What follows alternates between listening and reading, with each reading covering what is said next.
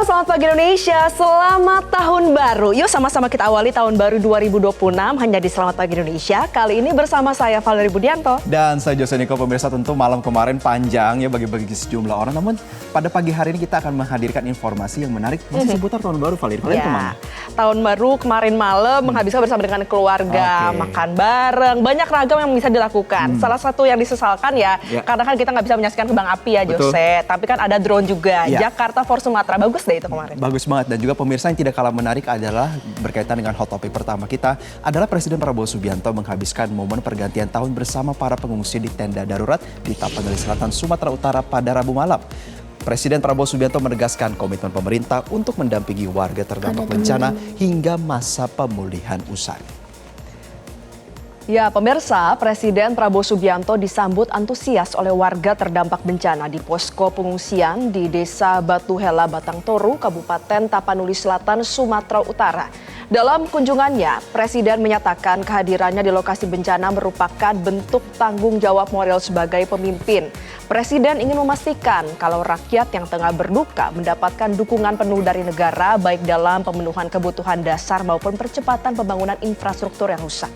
Jadi dalam suasana yang penuh haru, kemarin Presiden Prabowo Subianto juga menegaskan kalau pemerintah fokus bekerja agar seluruh akses desa-desa yang terisolasi bisa segera terbuka dan juga rumah warga yang hancur segera bisa dibangun kembali.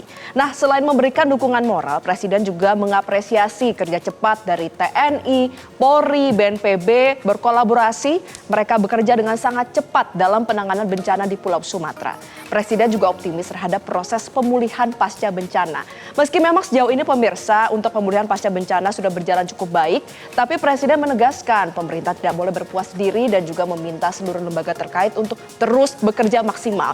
Tentu tidak hanya mengapresiasi kinerja, Presiden juga menegaskan komitmennya. Bagaimana komitmen pemerintah untuk juga menindak tegas perusahaan dan juga pihak yang melanggar aturan serta berdampak pada kerusakan lingkungan. Mengapa? Karena menurut Presiden Prabowo, penegakan hukum ini jadi bagian yang krusial, yang penting dari upaya mitigasi dan juga penanganan bencana.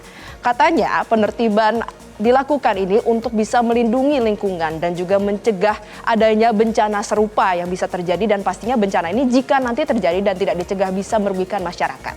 Presiden Prabowo Subianto menegaskan seluruh kebijakan tersebut dilakukan untuk kepentingan bangsa dan negara. Perlindungan terhadap rakyat menjadi prioritas utama dari pemerintah. Dan pemirsa, yuk sama-sama kita simak pernyataan dari Presiden Prabowo Subianto berikut ini. Paling penting tadi kita harus gotong royong, kita harus bersama-sama menghadapi kesulitan. Dan percayalah bahwa pemerintahmu, bahwa pemimpin-pemimpinmu, bahwa presidenmu tidak akan pernah meninggalkan saudara-saudara sekalian. Kita akan bersamamu.